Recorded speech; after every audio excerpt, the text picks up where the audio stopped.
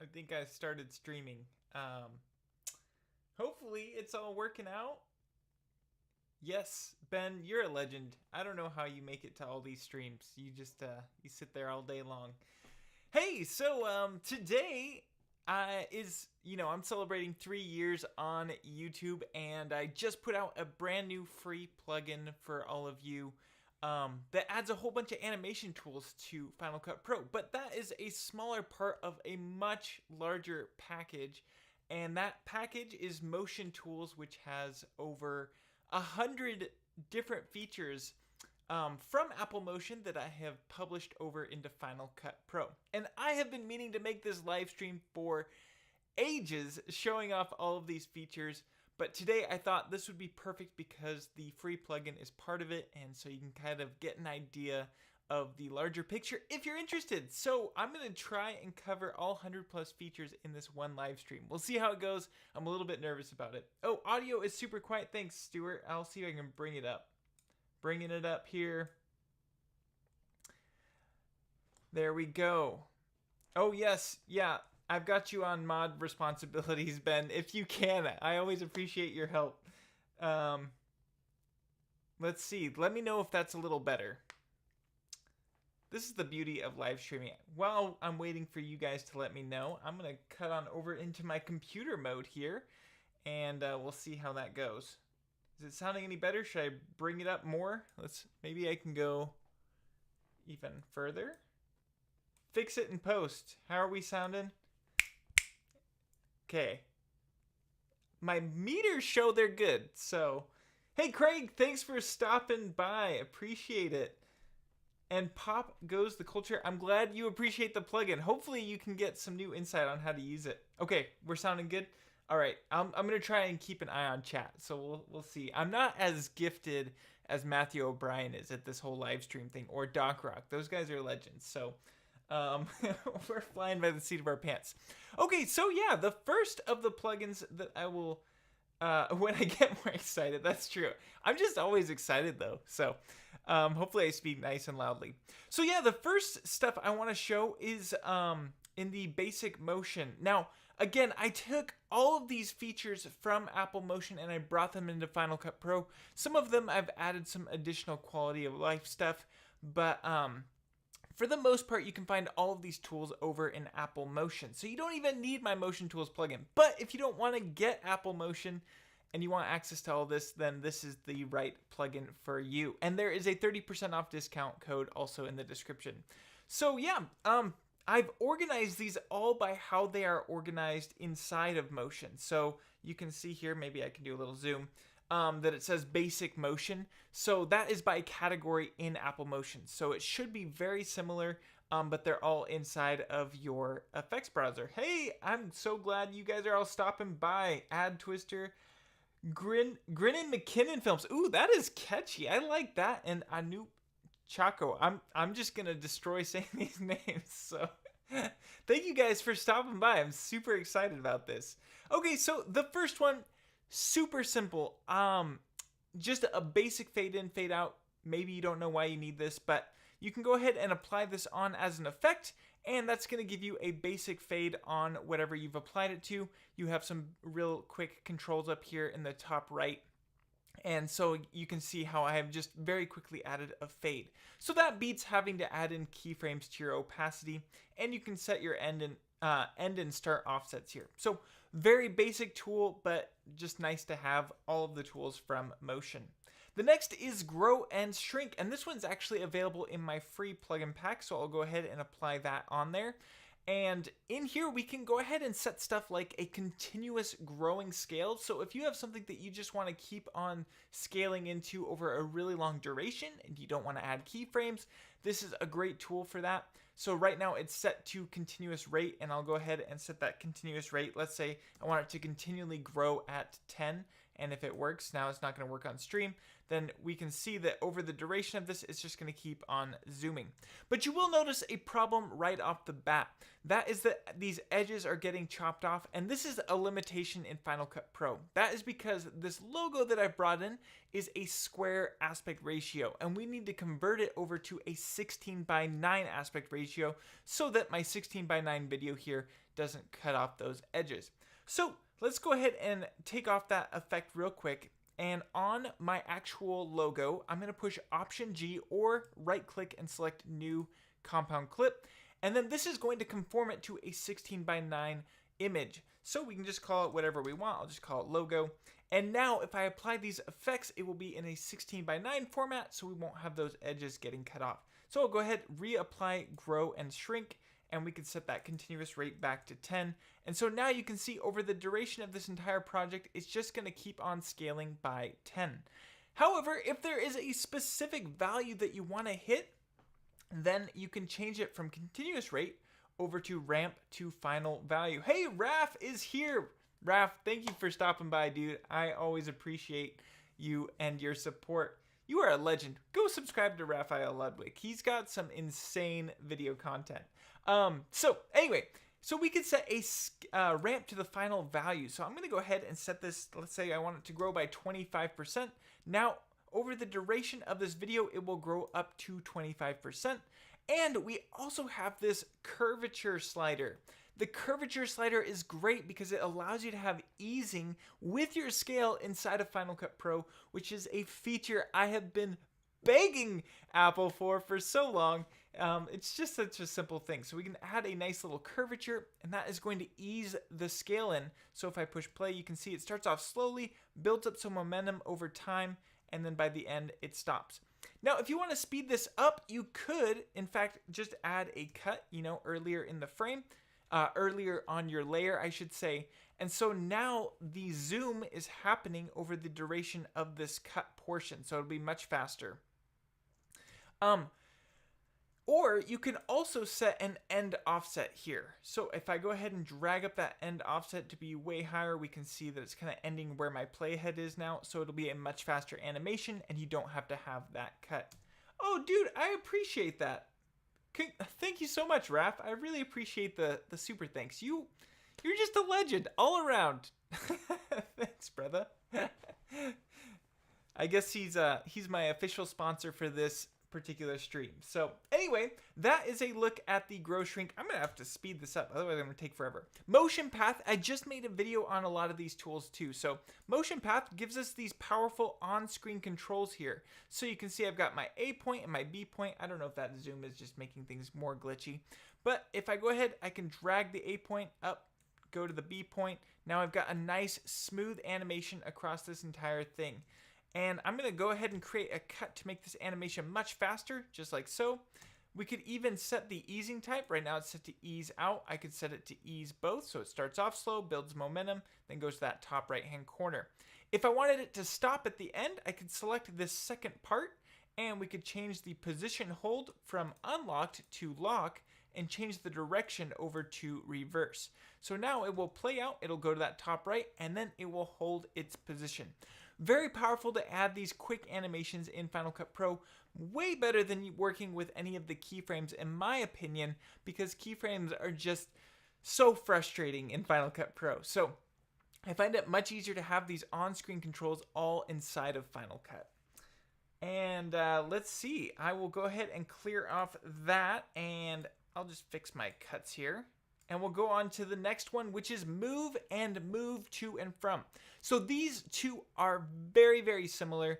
One just allows you to add the animation over the entire duration of your video. So I'll go ahead and apply move on here. And so now it's gonna move from point A to point B. Whoops, I accidentally still have motion path on here.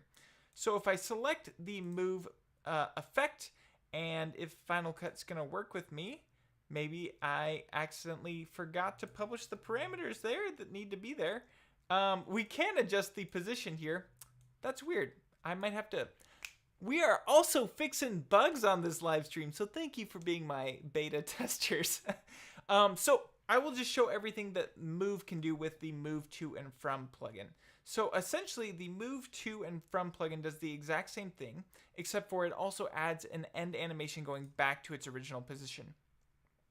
So I'll go ahead and get rid of Move here, and we'll select Move To and From. There it is. Now I've got my on-screen control.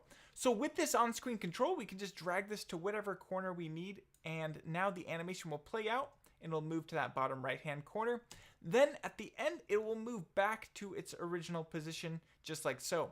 And we can adjust the speed and duration on that. If we want to slow it down a little bit, down to 1.5 seconds, we can use that speed slider. Elliot, thank you so much for the super thanks. I was not expecting to get super thanks. You guys are so generous. I really, really do appreciate it. And just doing a quick, let's see. Bro, not gonna lie, just saw your short about making your timelines look better. I've been flexing that to all my friends. That is great. I have actually used that thing where you expand everything on your timeline just so it looks a little bit more impressive for screenshots. But really, we all know that it's just making your timeline worse. So I'm glad that's helping. Let's see. Okay, so we got that basic animation going to the bottom right hand corner, and you can of course adjust your center parameters and stuff up here. You can adjust your easing, but there's also this custom mix slider. So if I change this to custom mix, now I have a slider where I can actually adjust the amount the animation plays out. So you could add keyframes to this custom mix to adjust where it's moving on screen really easily. So that's just some of the parameters that the Move To and From animation has. You can of course check or uncheck if it has a built-in animation or the build-out animation by using these two checkboxes right here. I should probably slow down how I'm speaking. I'm gonna run out of breath.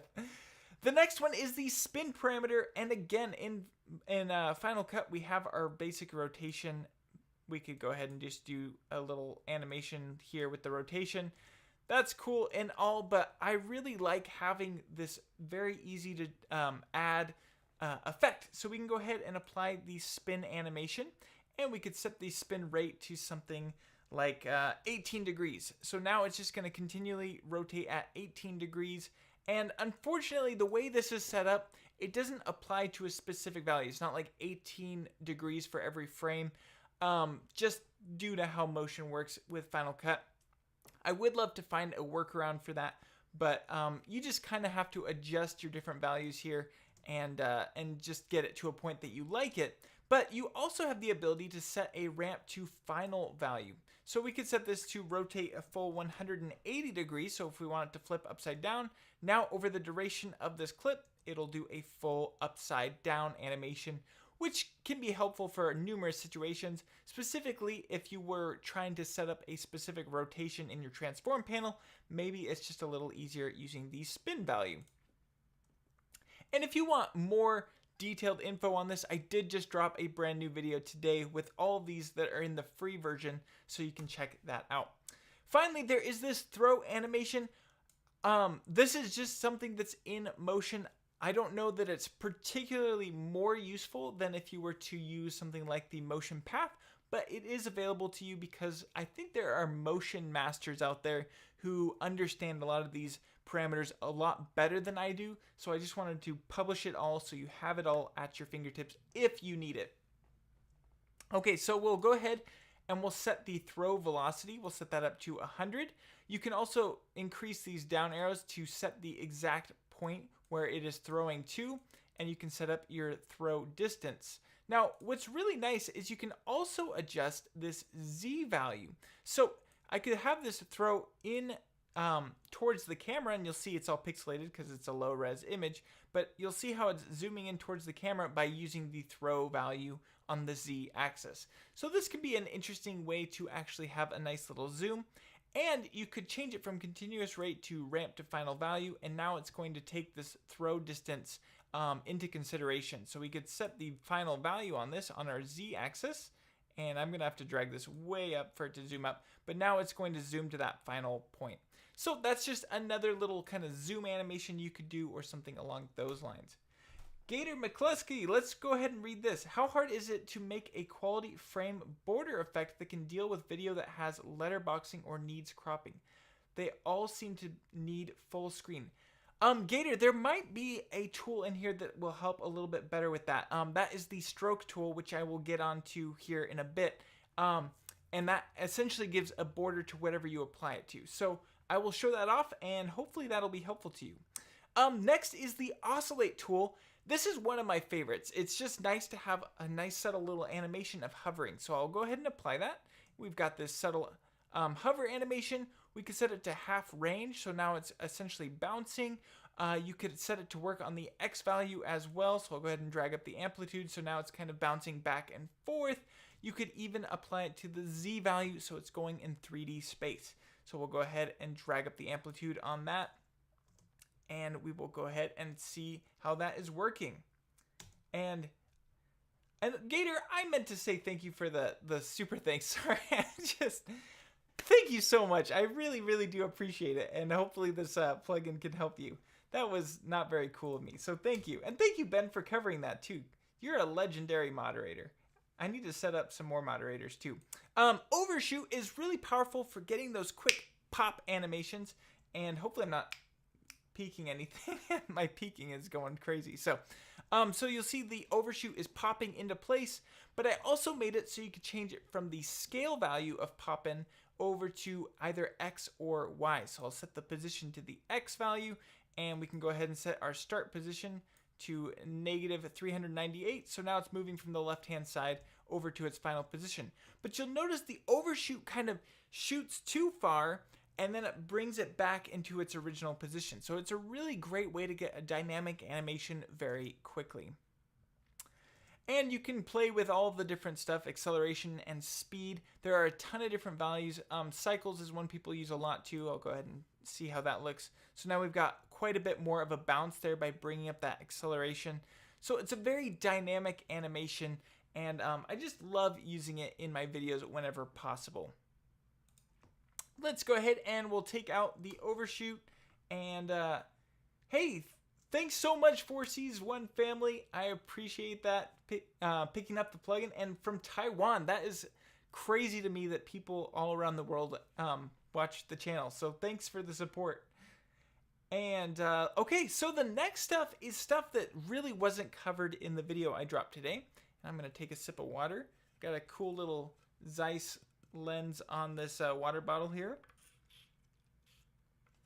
I don't own a Zeiss lens, but I'd love to if Zeiss wants to send me one. So the next step is I'm taking a look here at the blurs. So there are a lot of different blurs inside of Motion that Final Cut Pro doesn't really have access to.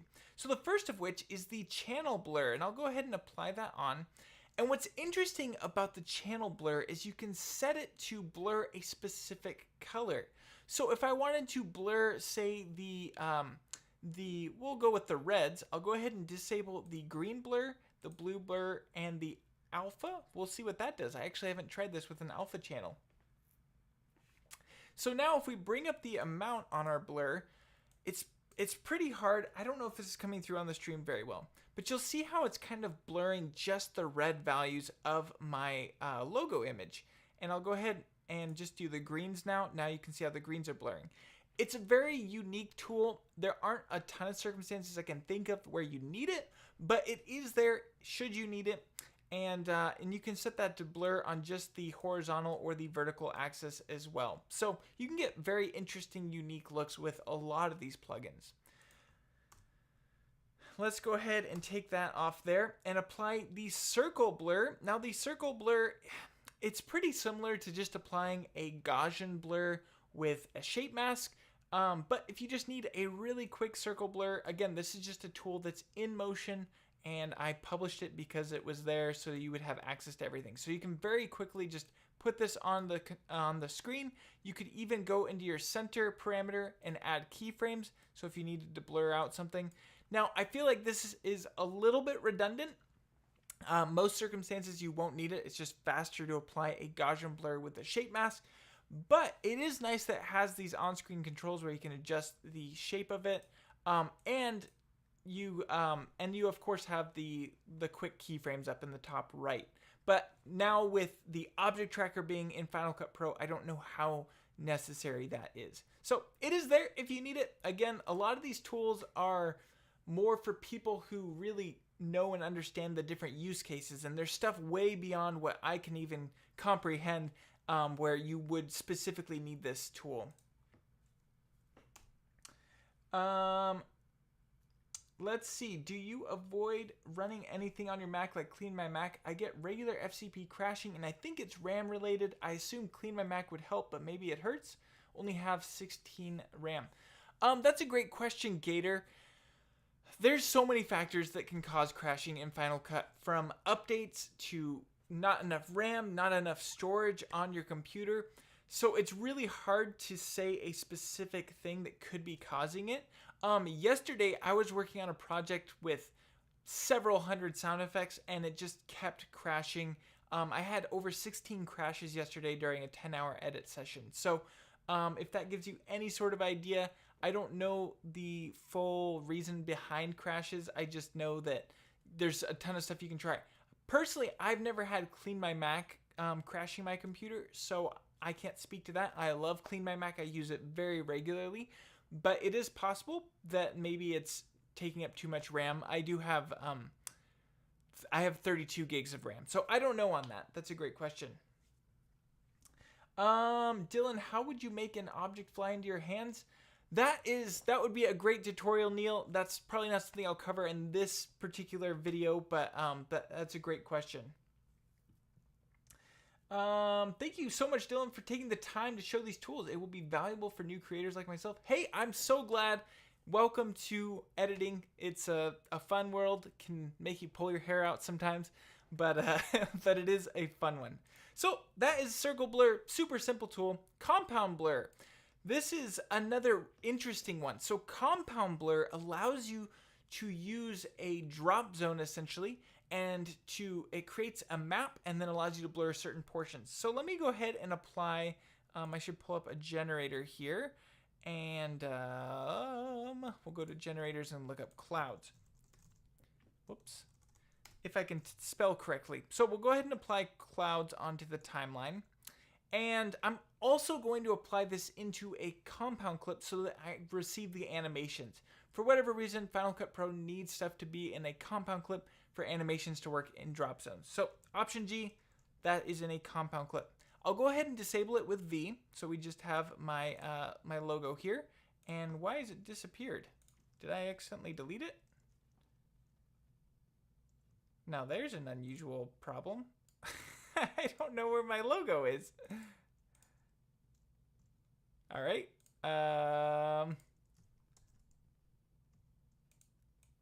By the way, I don't recommend Final Cut Pro 10.6.7. Let me see if I can get this logo back. Did I do something? Did you guys see me do something that would make it disappear?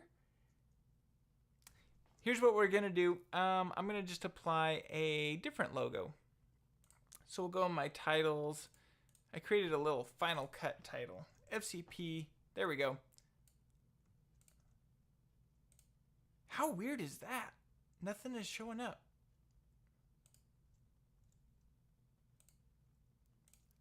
Let's go ahead and I'm gonna close Final Cut and reopen it. That is the beauty of live streams. But I can answer a few more questions.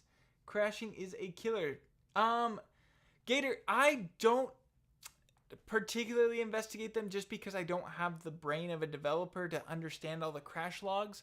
But there is a great place to go, fcp.cafe, and they have a ton of info there on crashes. Everybody's kind of bringing together the information. It's put together by Chris Hawking and some other amazing plugin developers and stuff. Hey, looks like we got a logo back. So that was just a weird glitch.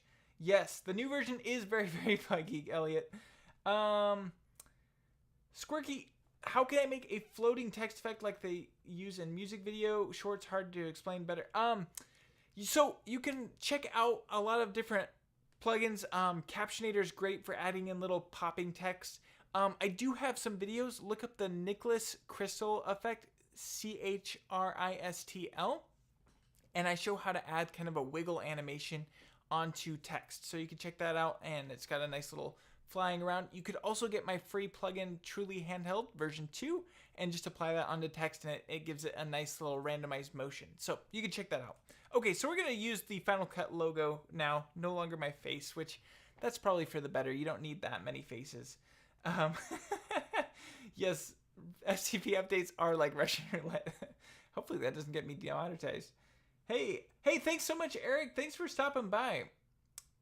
And it is late in Germany. Yeah, I believe it. Okay, so let's see if we can get back onto where I was, because I could spend hours. Okay, compound blur. Here we go. Let me scale this up a bit too so we can really see this effect taking place. So I'll apply compound blur onto this, and we'll go into the video inspector. And you'll see that I have this drop zone. So nothing's happening just yet, but I will select the drop zone and apply the compound blur. And if everything works as it should in Final Cut, which has kind of got me worried now that maybe it's not going to work. Trust me, it does work. Of course, it's like, maybe we'll apply the compound blur on a drop zone. This is not a good look for a demo, huh? Well, I've used this one a lot in Final Cut, and it essentially blurs out different portions according to whatever you've used in the drop zone. And I don't know if Final Cut 10.6.7 broke it. There's a high chance of that because it's no longer working. But you should see like the cloud image blurred in certain parts. And this is really, really powerful if you need to add in like a window glass effect or something along those lines. So when it's working, it's really great. But and you would want this to be set to luminance. I don't know why it's not wanting to do what it's supposed to. Oh, there it is. Oh, it's just super subtle. There we go. So you can kind of see here how it's blurring out the logo. I just needed to crank that to 300. So if you take a look there, you can see how it's blurring Final Cut in different ways. So it looks really cool.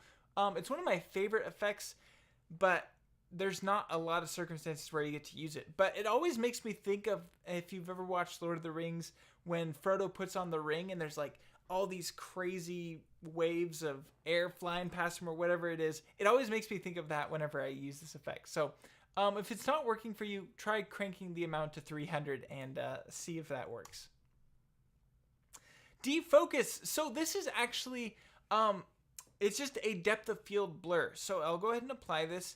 And to my knowledge, Final Cut doesn't have a depth of field blur by default. So this is a great place to get it. You could just publish this from Motion, but I'll go ahead and drag it up. And it's very different from adding, say, a Gaussian blur, because it takes highlights and creates circles around those highlights. Maybe this logo isn't the best. If I had, maybe I can apply it to the background here. We'll take defocus and drag that up. Maybe it'll show it better, which those are already circles, but it's a more circular blur, and it's more accurate to how a lens works with blurs. So I use this when I'm throwing something out of focus in the background. Now, for whatever reason, it's very computer intensive. So this can really bog down the performance on your computer. I don't know the whole reason behind why the defocus blur does, but it does this in every software. So this particular type of blur is just really hard for computers to run, even on M1 computers. So, but you can see how nice this looks. It looks like a very out of focus logo or whatever. Moving further down, here we go. Let's go ahead and get rid of that.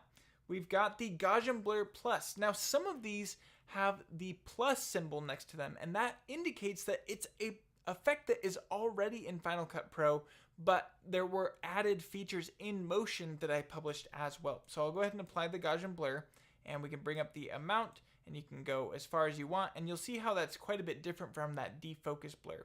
But we can also adjust the horizontal and vertical options. Then there's this crop option, and then 360 aware. So the 360 aware is the feature that's really different than the one that's already in Final Cut. And then the mix slider as well. So you can use this mix slider to add in kind of a nice hazy glow over the top of stuff. So that's kind of cool. Not a ton of new features, but there are extra features. Now, for some reason, the crop feature is supposed to, oh, it's because it's in a compound clip. The crop feature is supposed to keep it kind of contained within itself, but because it's in a 16:9 now, it's going well beyond. So anyway, moving further on is the gradient blur. And this is really cool for adding kind of a nice out of focus something, and you have these beautiful on-screen controls that it comes with. So you can see here now that I can blur half of the image of Final Cut. You could do this with shape masks, of course, but this is just a really great way to get kind of that nice soft blur over time. So this is really cool for when you want kind of that miniature effect or something along those lines. And moving further down, we've got soft focus. This is pretty similar to using kind of a Gaussian blur with a shape mask. I'll go ahead and blur this like crazy. I don't know if this is going to show up very well. Let's see. I probably need to get better examples. So we can adjust the strength amount, and it should. It gives you like, I don't know, it's hard to explain the benefits of soft focus. Honestly, I just use the Gaussian blur. But for those people that really know their stuff and they know that soft focus is what they're after, that's where you could use it. You could apply shape masks and stuff with it. I feel like it's missing. I feel like there's an on-screen control it should have. So I'll have to check that out in motion. Let's see. I'll open up motion. We'll check it out. And I'll go ahead and read some comments while we're doing this. Rohan says, hey man, I just want to thank you for all the effort. You've made my editing life much easier. So glad, Rohan. I didn't see that comment before, so sorry about that. Thank you. I'm glad that my channel's helpful. And let's see. Make an object fly in your hands. I want to know, should I learn After Effects or Motion in regards to overall commercial work? Rohan, you're going to have better luck with After Effects if I'm being completely honest. But if you want to save a lot of money and you can convince your clients that they don't need to have After Effects projects, then Motion is a great place to start. After Effects it's 100% without a doubt, it's more powerful than Motion, but it definitely should be because it's the same cost as Motion every single month. So, but if you are trying to get into professional motion design, you're gonna have better luck with After Effects on your rap sheet. So that's, take with that as an opinion, of course. But if you are trying to elevate your experience with Final Cut Pro, then I highly, highly recommend using Motion.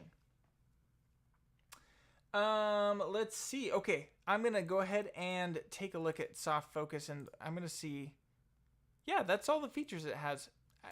I don't know. It seems like it's missing an on-screen control that it should have, but that is what it is. We'll go ahead and leave Motion open so I can pop into these.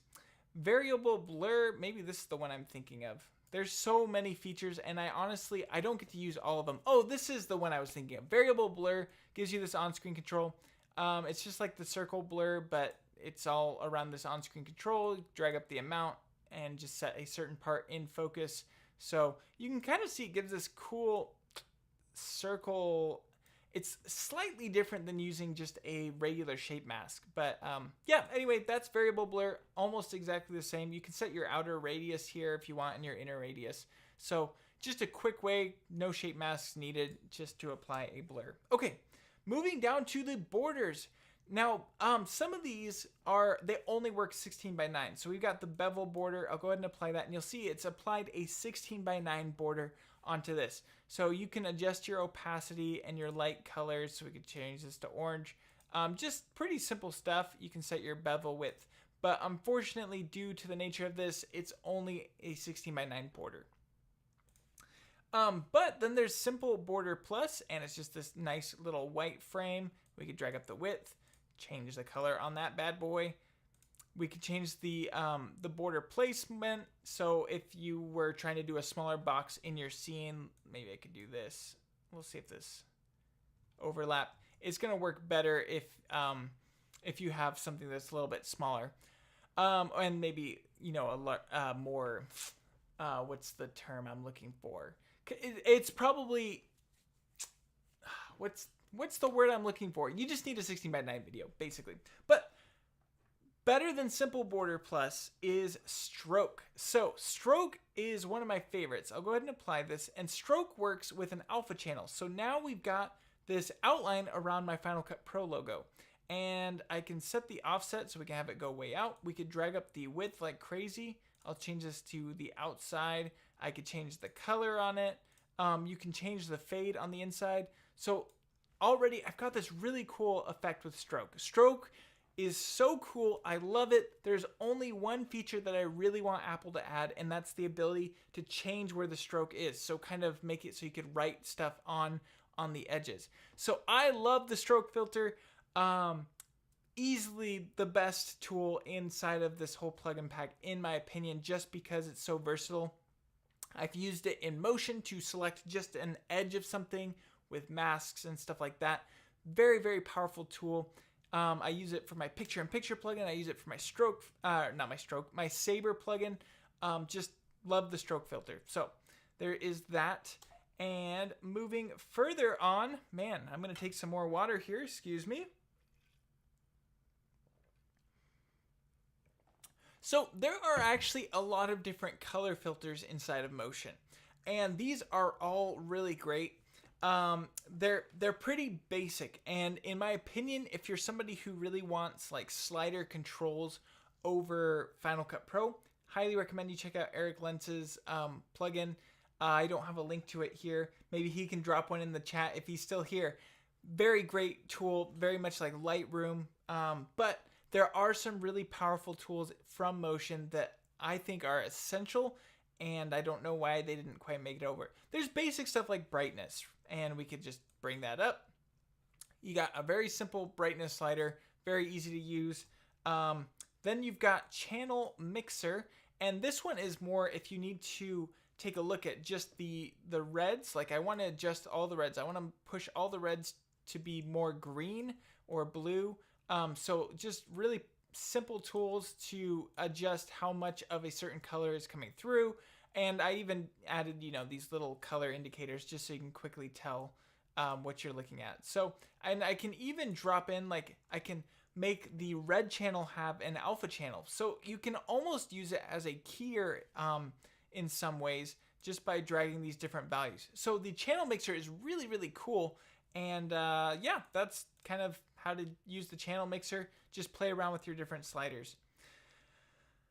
You've also got color balance, and in here you can go ahead and I use this shot when I'm trying to match specific VFX shots or something. So a really simple way is you take your shadows, and then you could take this eyedropper and then select the shadows of a different image. So I'll select the shadows of the back, and you'll see how the dark parts of my image now better match the background. So that's the color balance tool.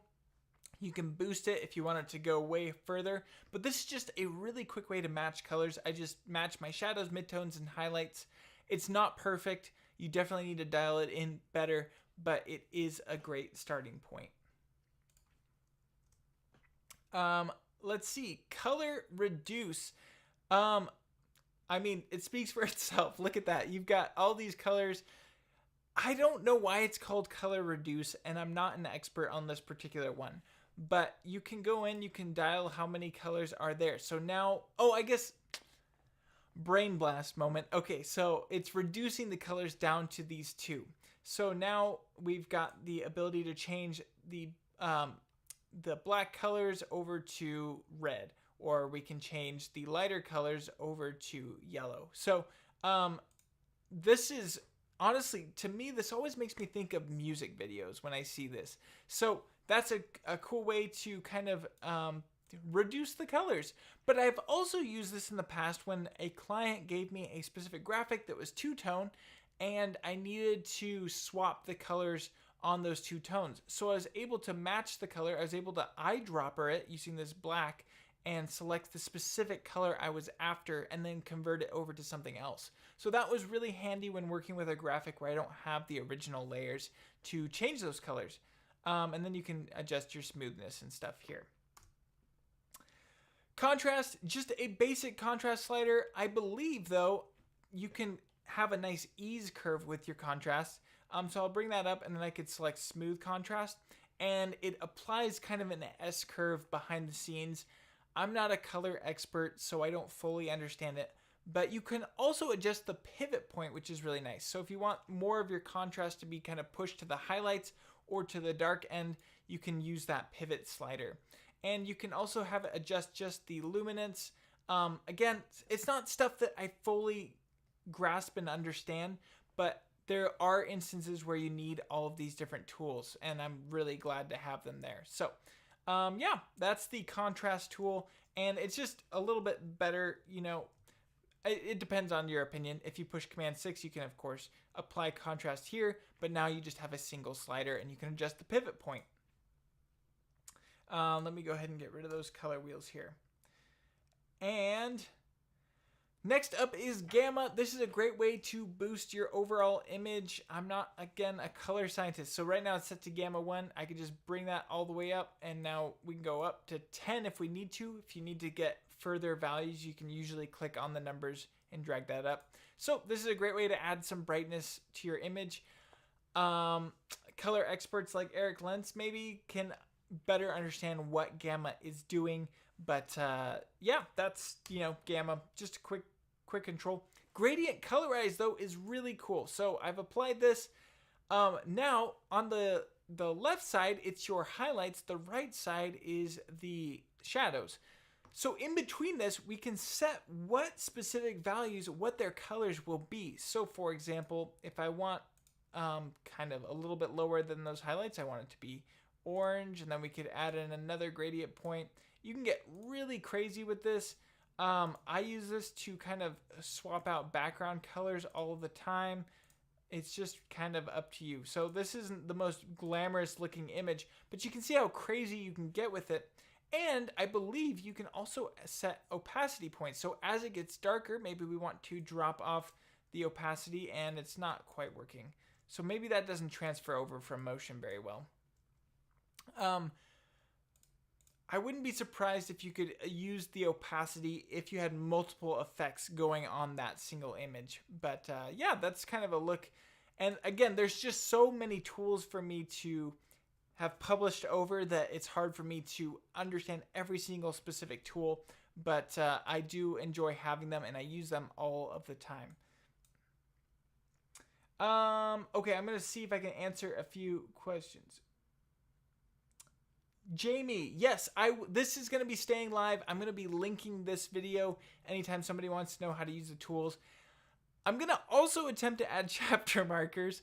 We'll see, that's a lot. But yes, I will be keeping this live. And let's see, Matthew asking if I have a Mac Studio, do I recommend it over the Mac Mini? I do not have a Mac Studio. I just use the M1 Max 24 core, whatever Apple put in there. So that is what I use, and it works great for me. Love it. I don't find myself really looking out to find a faster computer, though I am considering, you know, a secondary one for live streams or something like that. So let's see. Gator, I love your bevel effect, but would be cool to have handles to change the size location within a frame. Like if you had a 16:9 video and you wanted to have the bevel box inside to highlight something. That's a great point, Gator, and it might be possible for me to add in some additional tools like that so you have some even further control over what's from motion. So I'll definitely take a look at seeing if I can add those. And please leave your suggestions. All right, let's go ahead and take off Gradient Colorize. I did not do that one justice. I love the Gradient Colorize tool way more than I should. OpenEXR Tone Map. This is for those super nerds out there that understand everything. OpenEXR is some kind of processing format. I don't have the exact definition for it. If you need OpenEXR, you're going to know it, and you will be happy that this tool is there. But it is above my pay grade. Threshold, this one is really powerful for minimizing colors down to just a two-tone, kind of similar to color reduce. But I really like using Threshold. Specifically, like I wanted to add let's do kind of I'll do a little demo. So I was trying to add in kind of a glow effect over just the bright parts of an image. So I applied a Gaussian blur, and then we'll go ahead and set that to screen so it's just glowing through. And then I can go ahead and remove the threshold. So now just the brightest parts of the image are receiving that Gaussian blur. So this is a great way to get a selective highlights and shadows, I guess is what I'm after. And then you could set your smoothness slider here. So you can see how just this dark part of the image isn't really getting that glow, but the lighter parts here are. So threshold's very interesting, has a lot of dynamic uses. It looks very simple up front, but yeah, that's threshold. And I ruined myself by doing that. Let me scroll back through. There's so many here. Okay, I think we covered all the color ones. Now is the distortion filters, which is super fun. I wonder if I should bring in a different video here. Let me see if I can pull in a video clip. Just a moment. We'll go to tutorials local and we'll look up my footage here. And I'll just find a quick shot. This looks like a good shot. We'll just use this and I'll convert this from S-Log and hope this doesn't kill the performance. Oh, you know what? Let me try a different shot. Let me see here. We'll try this one. There we go. There's some people sitting on the beach. And I'll change this over to, I'll apply my S-Log correction LUT thing. And just a handy tip, usually when you're working with S-Log footage, you need to have a color wheels above that log correction so that you don't lose any of the highlight detail or shadow detail. So I just saved a quick color preset, color wheels 1, and it's got that all up here above the custom LUT. That way I don't have to apply that every single time. So handy tip if that makes any sense. Okay, so we've got the S-Log corrections applied here. Let me go ahead and get rid of the sound on that. And we'll go back down the massive list to motion tools and we'll look up where we were. Okay, distortion filters are really fun. There's some really bizarre and crazy ones in here. The first of which is black hole. I like using this one specifically on text to have it animate in, but I'll go ahead and show you how this looks. So I'll get rid of that Final Cut logo. So as I drag up the amount slider, you'll see how everything is sucking into the center there. So if I set that to go off to the left side, we can actually animate this with keyframes and it will have kind of a reverse black hole effect. So just like that. So it's kind of a fun effect. I love using it on text though, because it makes the text look like it's flying out. So that is the black hole effect. Then we've got Bulge. This one it looks like a Snapchat filter or something. We could set up the Bulge here, and yeah, just kind of a fun effect to warp around. You can set your scale up here, your mix sliders, all that stuff. There's a lot of these tools. Bump map is super powerful. Let's see if I can do it justice here. Actually, maybe I'll show you on a logo. I don't want to delete that. There we go. So I'll apply bump map on here, and I'm going to use this drop zone and apply the clouds. So it should have a nice animation. Then we can drag the animation up, or the amount up, and you'll see how that's melting my actual logo. So I love bump map. I don't know why it's not in Final Cut Pro by default, because I mean, look how cool that is. Such a cool effect.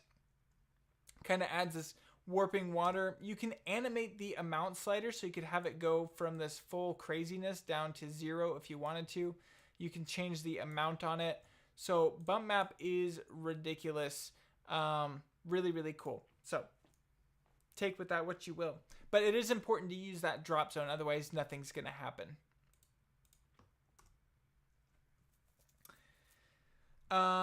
Let's see here. Okay, bump map. Disk warp, we'll go ahead and apply that. It's pretty similar to, say, the Bulge filter, but it's interesting because everything kind of stretches out around your disk. So as I drag this around, you can see I'm getting these different images. And it's kind of cool because you can give your logo or something a watery effect. But then if you go in the middle, you'll see how it just stretches out everything from the middle out to those outer edges. Super fun filter. And you could apply it onto text or something like that. The Droplet, this one is really cool for doing kind of like a shockwave effect. So let me go back to the beginning of this clip and apply Droplet Plus. Now, Droplet is already in Final Cut, but this one just has some extra features that the Final Cut version doesn't have. And let's see if I can get this to really show through. You can kind of see there on the edges as I move this around. But what I like to do is take this radius and animate it out. So I could add a keyframe, move further forward. And so now we have this cool shockwave effect going through the image. This is maybe not the best video for it, but you get the idea. And I'll go ahead and remove just Droplet. All right. Then moving further down, we've got Earthquake Plus, which there is again an earthquake filter in Final Cut. This just adds some additional options like horizontal and vertical shake and twist. So you have all of those options to get this as crazy as you need to. I'll go ahead and scale it up. There we go. So it's shaking like crazy. I guess I should give somebody a epilepsy warning because that's a little intense there. So yeah, earthquake warning. And Fisheye just warps out your image very much like a GoPro. And if you want to replicate that GoPro look, you can use the Fisheye. But I believe you can also go take your mount slider the opposite direction. So you can use this for camera correction. So that is a look at the Fisheye filter. Very cool. It's got on-screen controls. Fun stuff. Funhouse is what it sounds like. It's a funhouse. I'll go ahead and stretch this out. Sometimes it's hard to show these filters. So the funhouse, you can see how it's stretching out my image just like so. I would probably try this on text. I think that would look pretty cool. You could use it for really just a lot of interesting, weird effects if you wanted to. So just kind of fun to play around with that. It also gives you this, it's almost like you're passing through a window to me. So I don't know, take with that what you will if you like that effect. Okay, glass block. So in here, this looks like, again, I guess I just really like Windows, which is weird because I'm on a Mac. So glass block just gives you these cool blocky textures. This is really cool for bringing it in as a backdrop. If you have a graphic on screen, you could adjust your tile size here, set it really tiny, kind of pixelates everything. So it's just another fun filter. Again, that is a glass block plus, so it comes with a few extra features that the inbuilt Final Cut Pro one doesn't have. I should get rid of this bump map filter too. I can hear my computer complaining at me. Glass distortion. Here we go. So this one, I believe it distorts it based off of your drop zone. So let's go ahead. I actually have not used this one very much. We'll go ahead and apply the clouds here, and we'll drag the amount up as much as we can. Let's see if that gives us a good enough showcase. This is probably not the best image to try all this stuff on. I should have picked out a really good video that would work for all this. So we'll apply glass distortion here on the clouds, and we'll drag up. There we go. So this to me, okay, this, the way I would describe this, it looks like the compound blur, where it's blurring a specific part of the image and distorting it in that one set part according to the luminance. So how bright the image is how much that part of the image is distorting. So very cool effect. It kind of gives me heat wave vibes. Can I say vibes? Is that, I don't know. Is vibes okay to say anymore?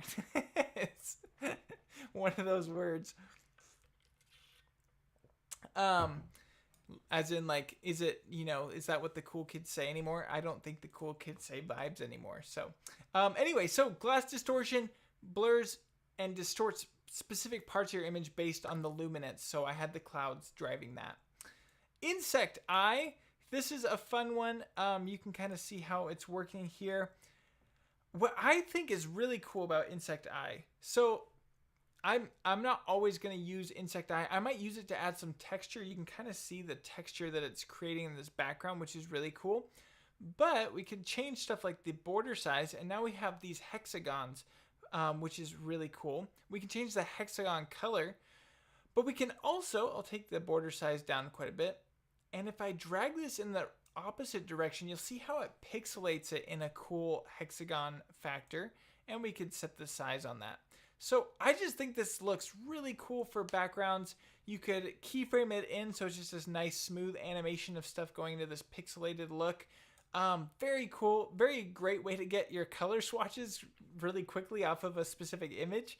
You just apply this on and you'll see I have these exact color values right here. So Insect Eye, cooler than it might first look. Page curl, we can go ahead and apply this on here. And this is going to be based off of, let's see if I can find the, let's see, go ahead and animate. Where's my,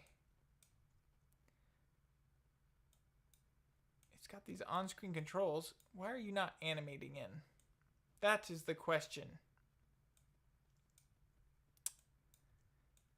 It's one I don't use very often, but it is there if you need it. Oh, animate. Here we go. There we go. So now, okay, check this out. This is cool. It looks like a sticker. So I got the animate checkbox. That's a weird option from Motion. I should change that. Okay, so you can see how I can drag this over, and it's great because it also has the backside, so it looks like a sticker. Really, really cool. Yeah, that's the page curl. I don't use it a ton, but it's great to slap in a graphic or something like that. Okay, let me see if I can take a quick look at, let's see. We got lots of stuff. I love your Bevel. Oh, let's see. I did that one. Did Mac Studio. Here to support the channel. Dill Pickle. Hey, I am so grateful. And it's funny because my family called me Dill Pickle growing up. But I guess that's just because my name's Dylan. So that's what you're going to get. Matthew Pate, does Motion have a limited to number of options you could have, say, on a lower third if you had 10 different text lines or names? Matthew, it's honestly, it's only as limited as you are in your knowledge of Motion. So if I wanted to add 10 different names with a lower third, you could, of course, you could set up different lower thirds, each one individually, but you can also just set up a text box so that you can change that text box inside of Final Cut anytime. So you could have unlimited lower thirds. But if you wanted to have a whole bunch of names, then you're just going to need to design your template to contain all of those names. So if you can fit 10 names onto your screen, then you can have 10 names in your Motion template. So it's really just up to you. Hopefully that answers your question. Gator saying, the ability to round out the borders makes sense. Yes, it would be super cool to be able to round out the borders. Those borders that Motion provides, super limited, and they don't add additional options. Like the options you saw on the screen were the ones that are from Motion. Oh, I'm glad you like the Saber effect. Saber is my baby. I love Saber. I want to use it way more. So you'll see it pop up in my videos, but it looks really fun and cool. So Robert, hey, thanks for wishing me an anniversary on the channel. You discovered it 2 months ago. Wow, that's welcome to the Final Cut Bro fam. And is there a trick to use a plugin like Saber for a video that you want to mask to a specific part of the image? Like if you wanted a chair in the room to have the Saber effect without going to Photoshop. Yes, Gator. If you apply the draw mask, okay, here we go. Here we go. Creator support. So we're going to apply Saber onto the logo here. Actually, I'll apply it onto this video element because the video already has an alpha channel. And I'll get rid of that. Okay, so we've got Saber. If I wanted Saber to apply, because right now you can see that it's not applying onto my video. So if I apply a draw mask, and I place this draw mask above Saber, that's what's really important. It has to be above it. Then I go ahead and create my shape. just like that, I now have around that draw mask the Saber plugin applied. So, man, this looks so cool. So just like that, we've applied Saber just to that specific part. So you could duplicate that video if you had a chair that you wanted to have Saber, and if you duplicate it, then you apply the Saber effect with the draw mask, then you're gonna have exactly what you're after. There we go. I'll go ahead and hide that out. Hey, to Brazil Alexander, thanks so much for stopping by. And Jeremy, we need to hang out sometime soon, Jeremy. I haven't seen you in forever. So Jeremy and I used to work together back in our video editing days. So it's good to see you here, brother. Okay, moving right along. I get distracted so easily. Let me scroll on through motion tools. We'll go on down. Okay, we did page curl. Now we got poke. Poke is cool. You can see poke and stuff. It's just like a Snapchat filter or something. You can stretch it out, push it in, do whatever you need to do. If you had a face, this would look really attractive. So that's the poke filter. Again, you can animate all of this, which is why it's so powerful. Because if you want to make something look like it's stretching out, you just apply some keyframes onto poke and you're good to go. Polar. Okay, this one's crazy. Let's go back to the beginning of this. So if I apply polar, you'll see how it kind of, I'll take Saber off of that. It's wrapped the world in this 360 video thing. So I'll go ahead and take the middle control and I can move this around and you'll see it's kind of giving me a circular world. Very cool, but we can also check this polar to rectangle option. So see how this is stretching it? It makes me think of Inception or something. I don't know. It's so crazy looking. You could do this with backgrounds, anything really, but I really like how it makes stuff just look like this 3D world, or not 3D world, but this whole 360 world, even off of a 2D video. And you could probably go in with masking and stuff to really adjust it to get a perfect symmetrical circle there. So that's the polar effect. Refraction is very similar to, maybe I'll apply this onto the logo instead. So refraction is very similar to like the glass distortion effect or the bump map effect. This is how you get those heat waves. So we've got the refraction. We'll go into our drop zone and apply the clouds like we do. And I'll go ahead and increase the refraction amount. It gives you a nice kind of watery effect on stuff. But you can see how I've got this real subtle distortion here happening on my logo. Hopefully that's coming through. I'll press play. And yeah, so refraction is really cool. I use it for heat wave distortion all the time. Very awesome. Ring lens. Let's go ahead and take a look at ring lens here. Ring lens it's kind of like Droplet in a way, but I don't know the particular use case for it. It's cool to have. Like look how I have this like circle around whatever I put it in, and it kind of takes on that color. It's got some interesting uses. So I'm not an expert on this particular tool. I know there's got to be even more valuable use cases for it, but it's just kind of one of those ones you play around with. Now I got like a circle of whatever I've attached this to. A bizarre effect, very fun to play around with. Take a look at it if you want.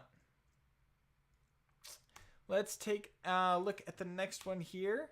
And Ripple. Oh, Ripple is a great way. Ripple Training. Go subscribe to Ripple Training, by the way. So it's a great way to add on a water effect. I personally prefer this a lot more over the distortion effects in, or no, sorry, excuse me. My brain is going shot. There's a lot of plugins to cover here. I prefer this over the underwater effect that's in Final Cut. The underwater effect is cool, but this looks much more watery to me. So that's kind of the ripple. We can drag up the amplitude quite a bit here. And yeah, it just looks really cool. Kind of a refraction effect in a way, but just a fun one to to play around with. I think I say that all the time. Scrape. This one is wild. This one always makes me think of, there's a movie that I can't remember the name of right now, but there's like a wall of rainbow that people kind of walk through. And I don't know why this scrape effect always makes me think of that, because look how it's just stretching out the image according to whatever way I put this. So scrape filter is very cool. I haven't found a ton of uses for it yet, but they're coming when I figure it out. I could see you using this as a nice long drop shadow on something. For example, we could go ahead and I'll duplicate this. We'll get rid of the scrape effect. And then we could just apply a tint. Oh, you know what? I'll just do gradient. Oh, even better. We'll do threshold. Here we go. So we'll apply the threshold effect and I'll just set everything to black. So now I've got this long shadow and I could just drag this around in circles. Looks very cool. So there's obviously a lot more uses for it than this, but that's the one that comes straight to mind when I think of the scrape filter. So pretty cool. We'll go ahead and keep on cracking here. Let's see, we've got sliced scale. Now this one is really cool for text. It's really cool for, it's just kind of a unique one because I've used it to extend scenes. I needed a larger horizon. So I was able to apply it on our horizon point. So let's go ahead and select edit slices. And now we can go ahead and stretch out these specific parts of our image. Then I'll go ahead and check off edit slices. So now you can see how I can stretch out this logo just where these lines are. Very bizarre and cool, but again, like I said earlier, like I could expand out this horizon. So I'll apply this. We'll go to edit slices, and I'll take the slices down just to that horizon level.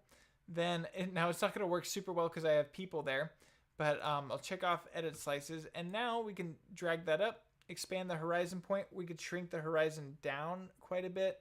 So I've used it to stretch out the sky or something like that when I wanted it for a specific shot. But again, it also works on text. That's the most common use case I've seen in the one I've showed on the channel. Sphere. Sphere is super cool. Just makes anything that you apply to look like a sphere. And if I drag up the radius here, we can go off to the side. So you could animate it in just like so. It's a weird one. You could take a whole image of the Earth essentially and apply the sphere effect to it. And there you go. You got a little Earth. So it's a fun one. I like all these distortion effects. I think they're so cool. Starburst. Ooh, a starburst sounds good right now. So you can see how starburst is like, it's stretching out the image from wherever I put this point. So you can do some crazy stuff. This is a great way to get a gradient, I guess, of Final Cut Pro. So I'll just drop that there. Very fun. And I would probably use this if I was creating some looping backgrounds. Maybe I would use this and animate it going across or something. So that is Starburst. You can set your radius level, and we'll see how that changes it. There we go. Now I got a larger radius, taking in more of the image there. And again, just there's a quick backdrop. So drop some graphics onto that, and you're good to go. Stripes. Now this kind of looks like it looks kind of like a barcode in the little image down here. Let's see how it looks if I apply stripes onto this. So stripes, it just stretches everything vertically, I think is the idea behind it. And again, this is a great one for backdrops. If you just need some moving texture, you can apply that. And yeah, that's stripes. Pretty simple one. Target. Now, other than being a fun store to go to, Target is really cool looking. I guess all of these distortion effects you could use for backdrops, so I'm just going to keep saying that. But you can see how it's just stretching out the image, wrapping it around itself. It's actually getting smaller as I go to this bottom left-hand corner and larger as I go to the top right. Let me apply Target onto my Final Cut logo here and just see how that's looking. but it just kind of wraps it up into a target. It just creates a replicating circle there. There we go. Look how cool that looks. It's just such a fun and bizarre effect. And you can drag this around. Oh, I would love if you could animate this to music. That would be primo. I wish you could create audio-driven plugins from Motion to Final Cut, but you can't. So yeah, that's the target plugin. Pretty wild. Tiny Planet. Now this is actually, it's kind of like that polar effect I showed earlier, but let me go ahead and apply this. And you'll see how everything is wrapped down into this tiny ball, which is so cool. And I think, I haven't actually got to try this. I haven't worked with 360 video in Final Cut Pro ever, so I need to do that. But I believe you could technically use this on a 360 video, and then you would have that tiny planet effect, and it would be perfectly seamless. But you can also change your field of view, so you can just keep dragging this out, and it just looks so cool. Then we can change the X rotation. You'll see how this is wrapping it around. So now it looks like we're looking out this cave of sand.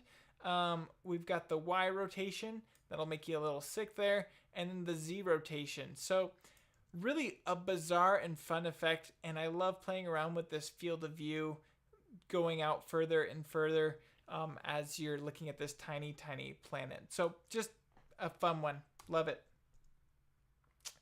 Hey, thank you so much for the super thanks, YulZK. You've given me a lot of super thanks. I appreciate that. I never know how to pronounce your name, but yo, but I'm always very grateful. So thank you. Twirl is a fun effect. It kind of reminds me of the old photo booth days on the Mac. Remember photo booth? There we go. It's kind of, the performance is tanked. I've done it. I've done in the performance on the Mac. I might have to, it does not like doing this stream at the same time. All right, I'm going to have to reset Final Cut. Here we go. Oh, Stuart, so the way you publish the drop zone in Final Cut, I took a drop zone in Motion. So you add in your drop zone, then you take that drop zone, and you might need to create a clone layer out of it. I don't remember. But then you apply the drop zone into the bump map drop zone, and it's easier for me to show it. I might have to do another video on that. But yeah, essentially, I did one not that long ago. I forgot what video it was, though. Otherwise, I'd share it with you. But yeah, just take the drop zone tool, like add in a drop zone, make that the drop zone inside of whatever effect. So if you're publishing the bump map effect or something, and then it will draw from the drop zone. Kind of a weird workaround, but hopefully that makes some semblance of sense. I don't know. At this point, I'm ramblings of a madman. Here's the twirl effect. Look how dope this looks. So you just drag this around, and now you got this genie thing going on. Very, very cool. Love it. But Final Cut does not love it right now. It is tanking the performance. I love the twirl effect. Wish I had way more use cases for it. I really should start using some of these distortion filters, animate them into my intros and stuff if I can. But hey, Richard, thank you so much for stopping by. I am looking forward to someday visiting Scotland. I would love to do that because if anybody is like Richard over there, then Scotland is a very pleasant place to be. So someday I got to go over there. Underwater Plus. So there is, of course, an underwater effect in Final Cut Pro, but this just has a few extra features. You can change your refraction speed. I always forget the exact options that are only in Final Cut, but I try and publish everything. So now we've got this great underwater effect on our logo. Looks like a floppy fish or something.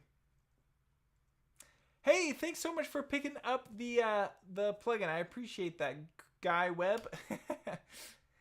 Okay, moving on to Wave Plus. This one's kind of a dumbed down version of underwater, but you could use this if you need a very specific pattern on your waviness. So we can go ahead and drag the amplitude down a bit, and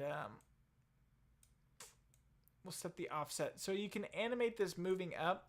Maybe I'll even set the wavelength larger and the amplitude down. So as I drag this up, you'll see that it's kind of animating up. So you could use this for radio waves or something. You could also change it to be vertical again. And there we go. I got this nice little animation.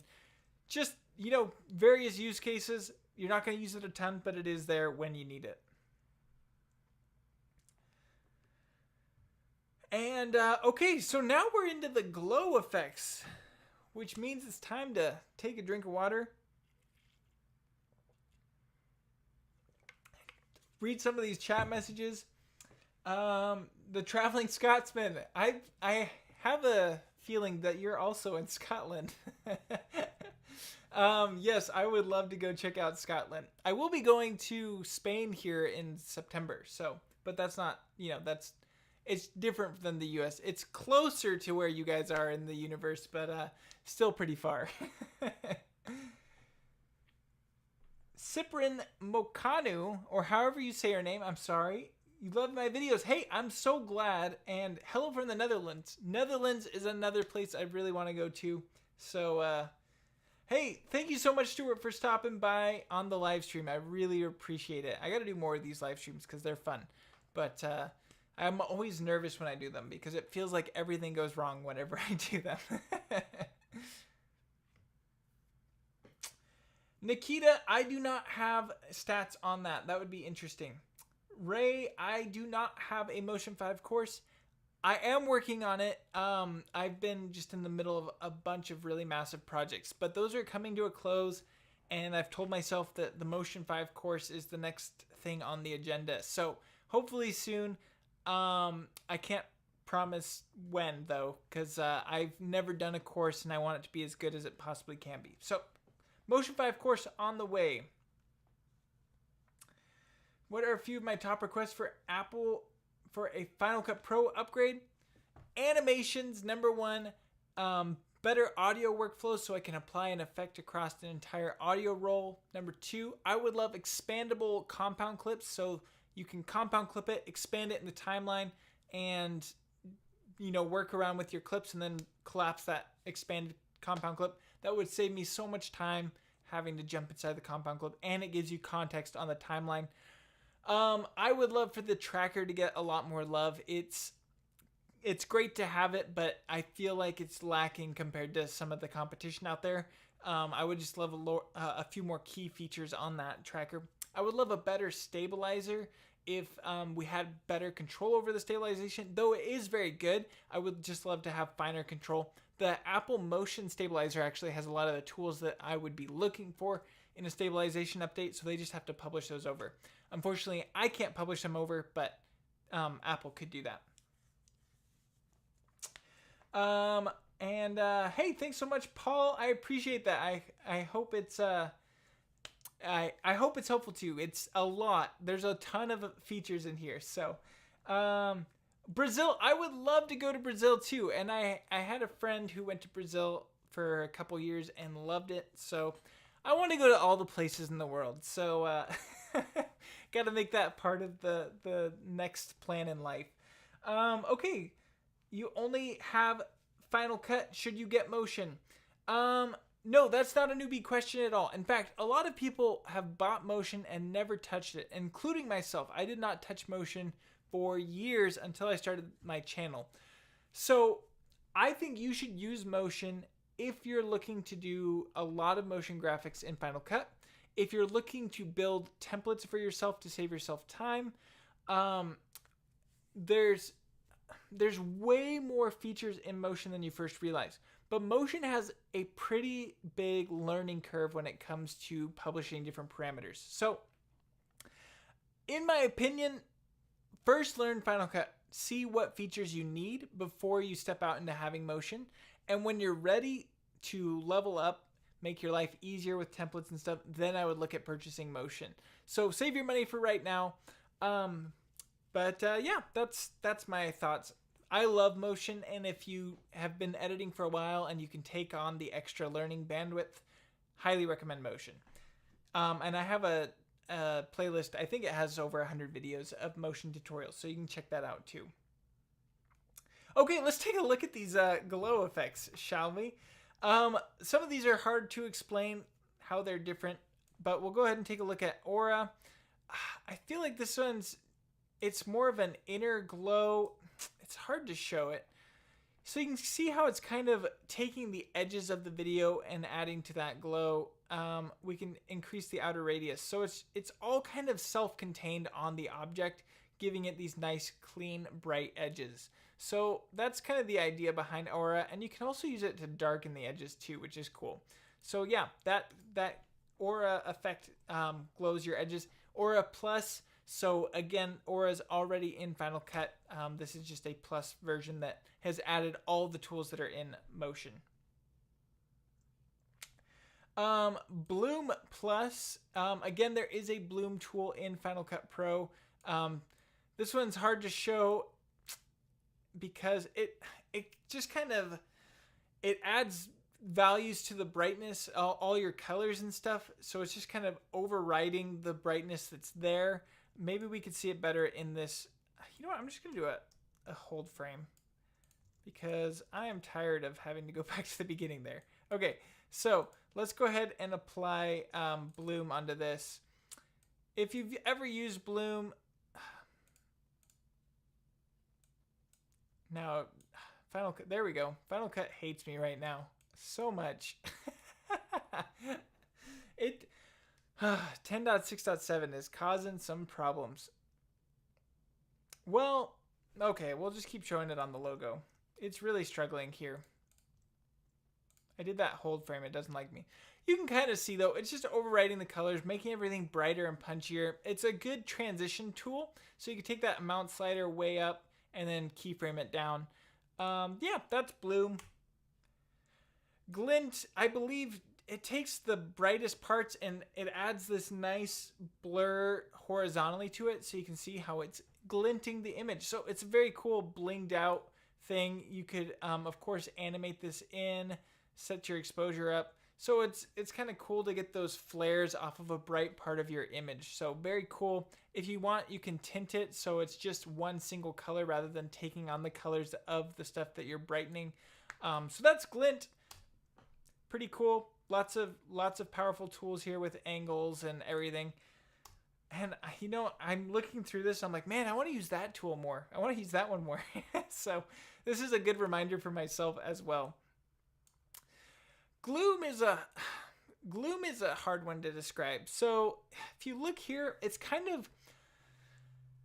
the opposite of a glow. So it's taking the image, it's blurring it and attaching it back onto whatever it's blurring. So it's kind of adding more of a shadowy effect to it. It's hard to describe, but hopefully it's coming across in this so I can take the amount up. Yeah, Gloom it's got a very particular look. I like using it on graphics when I need it. That is Gloom. Glow Plus is just, you know, the regular glow in Final Cut with a few extra features. You can drag up your softness and your threshold here. You can have it clipped to white and 360 aware, so if you're working with a 360 video, and you can adjust your mix slider. That is the Glow Plus. Light Rays is super cool. I love Light Rays. I use this when I'm trying to make 3D volumetric light with text or something like that. So you can see I'm dragging out the light rays, and if I just pan that across, it gives me that nice volumetric look. So I would love it if Final Cut allowed us to actually track the center, because in Motion you can track the center here, so you can get a very 3D volumetric look on tracked video footage. Very cool. You can't do that in Final Cut, unfortunately. Outer Glow, which is so crazy to me that this isn't just a stock feature in Final Cut.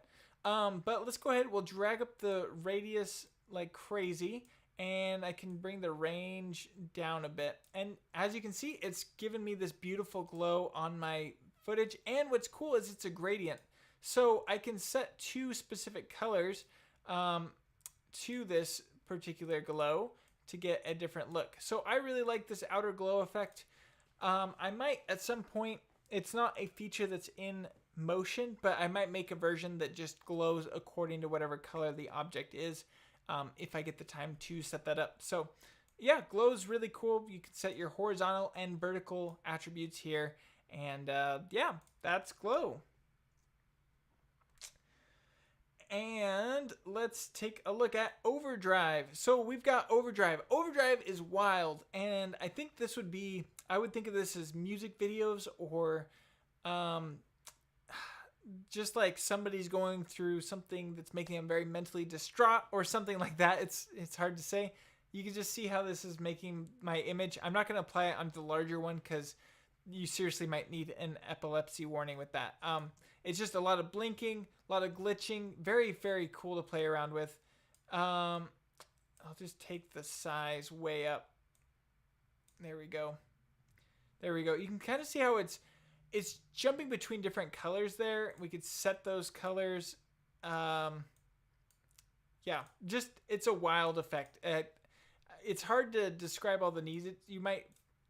All the stuff you might need for it, but you can also drag up this rotation slider. So if you wanted to, you could take this effect, just thinking about it, if you had somebody cut out with a green screen or keeper, you could apply this overdrive effect as a cool kind of warping teleportation effect. You can tell my brain is going. So you can have somebody warp into place by using this effect. Very, very cool. It's hard to always come up with all the perfect use cases for this, but okay, keying. These next ones are very hard for me to showcase. Essentially, there are keying tools in Final Cut and Motion. When you apply a keyer onto something, I can show you those. Actually, yeah, it's gonna make me lose my spot. When you apply a green screen or something, then usually you want to be able to refine the edge. So this just allows you to add an additional level of edge refinement. So you can apply Matte Magic, and essentially it just takes the edges and kind of erodes them down. It's very subtle, but it does allow you to get a better key by using Matte Magic.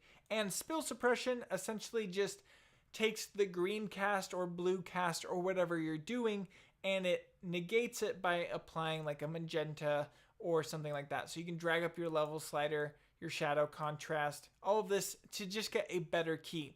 These tools, again, are already inside of the keyer in Final Cut, but if you need a secondary level of that particular effect, then you can do that by using the Spill Suppression and Matte Magic tools here. Motion Blur, this one is great. I showed this in my video that I dropped today. So if you have an animation of something, I'm not going to apply a filter because I don't want to lose my spot. But if we have this, whoops, actually I'm going to do this on the position parameters. Go ahead and drag that down. So now we have this little motion. Maybe I'll make that a shorter animation.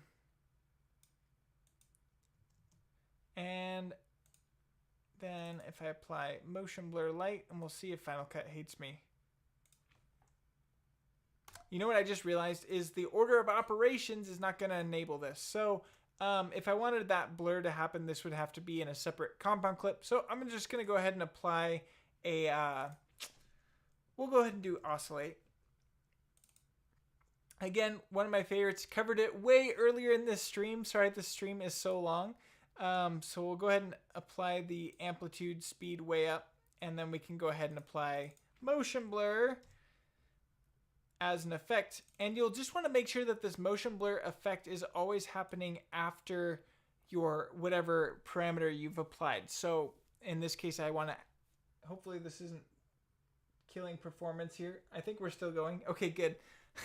I shouldn't have done the heavy one. Oh no.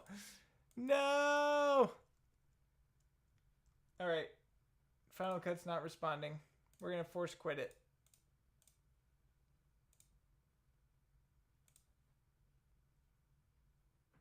That was a mistake. I'm going to close motion too, so we get maximum.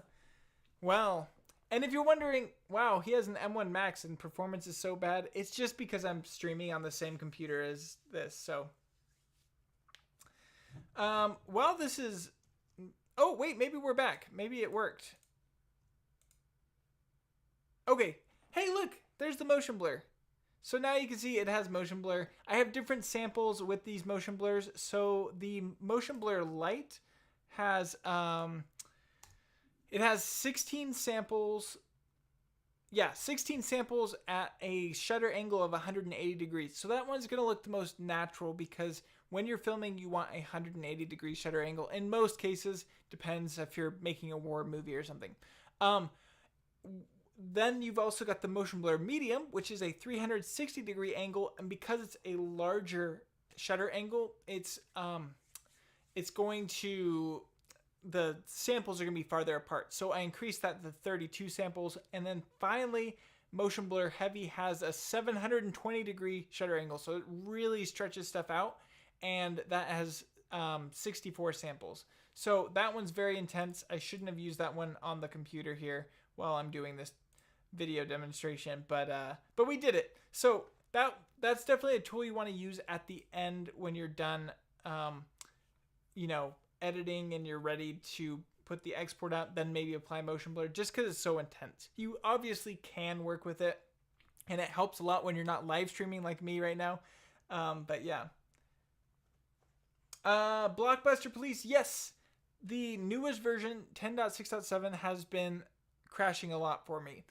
Normally in the real world, I would wait months before an update, before applying it. But because of the position I'm in where I'm creating Final Cut Pro content, I just updated to the newest version.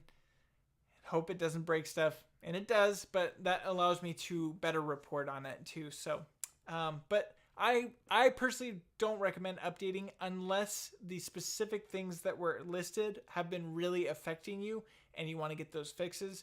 But this update was just so minimal that I don't think it's really helping a lot of people. Okay, so we've got the Oscillate filter. Let's get rid of that, and we'll just reset everything. Okay, Sharpen Plus and Sharpen Unsharp Mask. So the Sharpen tool in Final Cut, very minimalist, has like one slider. So this allows you to get a little bit more detailed. You can set your intensity and your amount here. Personally though, I probably wouldn't use the Sharpen Plus that much. What I would use instead is Unsharp Mask, which gives you much better detail refinement and helps you to get a much better looking image. Because obviously you want a sharp image, but you don't want it to look so digitally sharp. So the Unsharp Mask is great at finding fine edges and then giving you the ability to sharpen just those edges. Now this isn't this is an edge use case. No, this isn't the best use case on a logo, but I use this all the time to sharpen up video that has been shot slightly out of focus, or just whenever you need sharpening. But the Unsharp Mask is just a way better sharpening than the Sharpen tool that's in Final Cut, and I have no idea why the Unsharp Mask isn't the tool that was published over into Final Cut. So yeah, that's Unsharp Mask. If you get this plugin, you can get the Unsharp Mask. Add noise, it's just like the add noise filter in Final Cut, but it's got a few more options. I don't want to look it up because it'll make me lose my place. But add noise plus, we can drag that up, get a ton of noise. Personally, when I'm adding noise, my favorite one is the Gaussian noise, and then I like to make that monochrome and then drag that way down. It's a very subtle noise. It looks really nice, very film-esque in my opinion. What's really cool is you can also disable the auto animate. So you could just have this noise sitting like this through your video. And I use this, you can actually see it. I'm using it on this background. So I've applied noise and it's just a locked off noise. It's not constantly animating, so it's not giving it that jitter. It's just a great way to add in texture. So that's what I use Add Noise Plus for. And I believe the original noise filter in Final Cut kind of forces you to have the animation and stuff. Bad TV Plus, there are way more options for Bad TV inside of this version than what's in Final Cut. You just kind of get one slider in the Final Cut version. In here, you can adjust the roll, you can adjust the waviness, static, color sync, saturation. All that stuff is available within this one tool. So way more powerful than the Bad TV that's in Final Cut. And I guess that's farther down. Bad Film. I missed Bad Film. So Bad Film, I don't believe is in Final Cut. And I don't know why, because it's really cool. You can add in stuff like scratches and saturation variance, focus amount. And it's cool because that stuff's all happening during the whole video. So your focus will be constantly going in and out if I drag this focus amount up. And focus variance, I guess, is the one I'm after. So it kind of randomizes it. So very cool to play around with these and get a very filmic, old bad film look. And again, I'm not sure why this bad film filter isn't inside of Final Cut. Circle Emboss. Honestly, oh, okay. This one, I was like, I don't know what this does. Circle Emboss, so it's very subtle, but you'll see how the edges of this kind of, they expand out, they sharpen up. So it's essentially taking this filter that I'll cover a little bit later called Relief, and it's adding it to just the edges, and it gives you a nice sharp edge. I don't use it a ton, but you can also see how it's kind of 3D-ifying it. So it's very subtle, but you know, it's there if you need it. Circle Screen, as you can see, it's given me a circular look on this. You could use this for a lighthouse light effect. We could change the scale on this. You could apply, like if you applied this onto an overlying layer with a blend mode of something like screen or overlay, it would give you this kind of texture. Just kind of a fun thing to play with. You've got your contrast sliders, so that's that. If you're maybe doing a comic book background or something. And then circles, we'll go ahead and apply that. And if I drag up the size of this, you can see how it's giving me these circles of whatever image I've applied. So I've quickly got a color palette, but I would again use this for backgrounds or something like that. We can invert it, which, oh, interesting. So the outer edge, I didn't know what that did. So the outer edge is taking on the color that the circle would normally have. Again, great for backgrounds, probably not great for a little logo image. Okay, so then we've got Comic, which this is a great, it just, oh, Comic Plus, because again, Final Cut does have a comic filter, so I'll play Comic Plus, and it looks crazy. You can go in and adjust the amounts. Now, I've just left these values at the default value that they are in motion. So, yeah, you can adjust those here, and we'll take the posterize levels. I feel like this is just not the greatest, because I got all sorts of filters on here. Black and white. This is probably not the best image to show this off with, but yeah, you can see how it's giving me this kind of nice painterly look, and you can adjust your amounts there. So Comic's pretty cool. It's definitely for when you need a specific effect. It looks great on faces and stuff. I just don't have a shot with a face with it right now, but Crystallize! Crystallize is super cool. Underrated. So you can see how it's crystallized this whole image. But what this is so cool for is, let's go ahead and take this title, and I'm just going to write subscribe, and we'll scale this bad boy up. And I'll go ahead and apply and make it black. Okay, so we've got that, and then I'm going to apply Crystallize onto this. And you'll see how it roughens the edges of my text here, which is super cool in and of itself. You can adjust your speed so it's not animating. So that's a great way to get rough edges. You could have it animating though, which is really cool.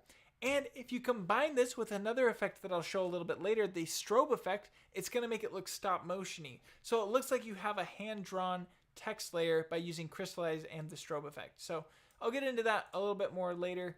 But yeah, that's the Crystallize effect. Very, very fun. Let's see here. Okay, Crystallize. Edges. Okay, edges is, again, just like a really cool effect for getting this neon city look. Maybe this isn't the best image, but you can see it's taking the highlights of the image and its edges, it's finding those harsh, contrasty points and creating these bright edges. So you could combine this with something like the neon effect or one of the glow effects that I just covered on top, and then apply this as a blend mode, and then you've got these cool glowing edges on whatever underlying image. So if I were to duplicate this And I'll go ahead and get rid of the edges effect on this, and we can go ahead. I should just show it rather than describe it. And this maybe isn't the best way, but if I applied I guess we could do a Gaussian blur. This is the worst video to show this on. You get the idea though. It's a great way to get neon city lights and stuff. So it's really cool. Love it. And we'll keep on keeping on here because there's just a lot. Extrude. This one is so cool. This is if you want to 3Dify a logo or something, I'll just apply extrude onto this, stretch that out, and just like that, we've now extruded out this edge. It's currently set to shading. I could set this to gradient. Now,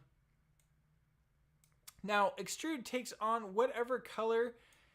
By default, it takes on the color that's here up front and applies that stretched out, but then we could change it to gradient and set it to like blue and red, and let's see if I can get it to show it off. Show it off, Mike. What are you doing? I think I've just ruined stuff here. I'm making this look so bad. Well, when the gradient, I feel like, man, this, I don't know what it is, but something about some of these gradient filters and stuff aren't coming through now on this. I'm gonna have to do a bug check here. But yeah, you get the idea. You can stretch out your images. It looks pretty cool. And you could double this up too if you wanted. You could extrude your extrusion. So now you got a super long extruded background. So there we go. We'll go ahead and move on. Hatched screen. This is cool if you want a comic book effect. We could change the scale on this. Just kind of fun, kind of a noir thing. You could apply this as like you could do a draw mask, apply the hatch screen, and then a blend mode, and kind of get the cross light. There's a bunch of different ways you could use hatch screen. It's just a ton of stuff. So yeah, high pass. Now this one is really interesting because high pass, you in photography, at least for myself, I use high pass to select the edges, and it just finds the points of your frame that are very high contrast, and then it creates that over a gray image. Then that gray is, I believe, at 50% gray, which means you can apply a blend mode of overlay. So now I've just sharpened up just the edges of my image, and it's just kind of an interesting filter. I know people that use the high pass mixed with a Gaussian blur on the lower frequency stuff to kind of smooth out skin. So that's high pass filter. It would be interesting to see more options for blurring out skin or something in Final Cut. Indent. Indent is pretty cool. So I'll apply it on here. So indent kind of, here it is off, if I can get it, and then on. So it's kind of 3Difying everything here. I could bring up let me bring up my softness there. Kind of giving it that plasticky hard edge. We can adjust the light rotation, and you'll see how everything looks 3D. It's so cool. I don't know all the time when you're going to use it, but you could use it on logos, backgrounds, and some place that I love using it. This looks so wild. I did a motion tutorial where I showed this.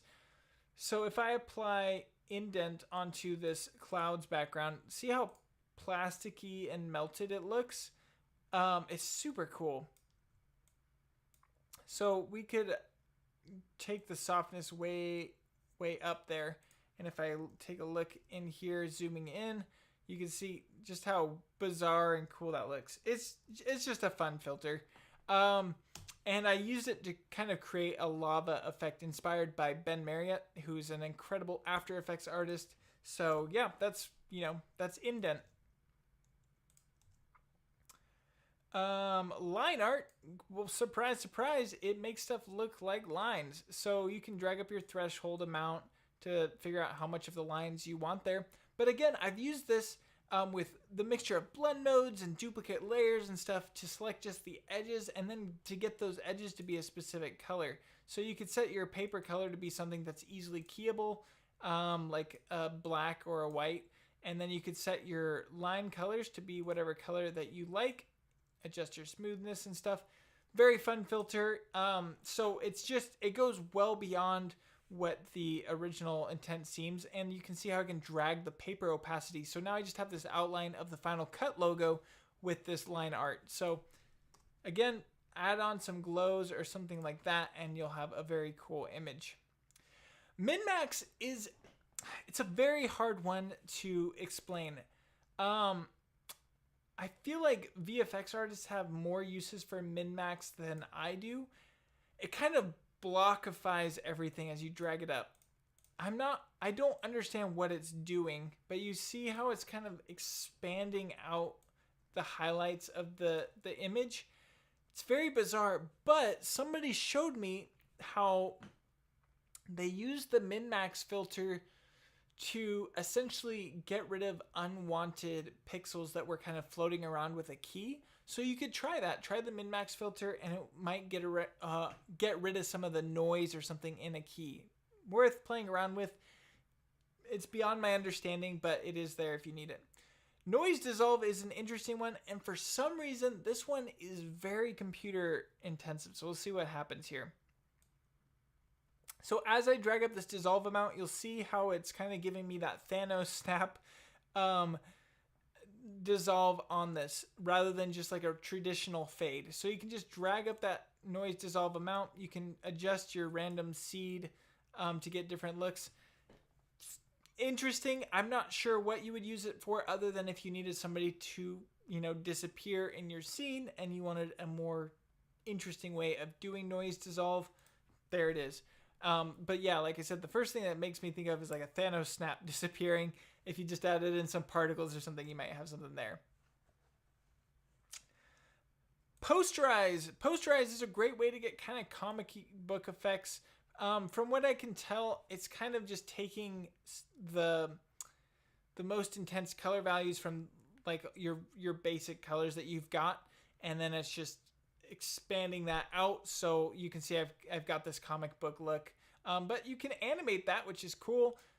Just kind of a interesting filter. It's beyond me. I don't fully understand what posterize means, but I do know what it looks like visually. So that's posterize. And it's another filter that was in motion. Now relief. This one is so wild. It's very computer intense, so bear with me. So it takes the highlights or the shadows and then it kind of pushes it back and forth in 3D space. So if I expand out that front, look how 3D this looks. It's so wild. Like, it's so cool. I've seen a lot of distort glitch transitions that use this particular effect, and it looks super cool. But again, it's very, very computer heavy. So just keep that in mind if you're going to apply the relief filter. Just so fun. Slit scan is super cool. Let's see if I can get this to, oh, you know what? I might have not published the on-screen controls for this. Got to take note of which ones I didn't do that. There will be an update soon. We're going to publish that. And we'll jump back over into Final Cut. Slit scan is so cool. It makes me think of 2001: A Space Odyssey. It stretches out whatever you've applied it to, right? And it kind of flies through it. So if I move back and forth in time, you'll see how it's just flying through the Final Cut logo. You can change your perspective on it. Stretch it way out. You can change how much glow is there.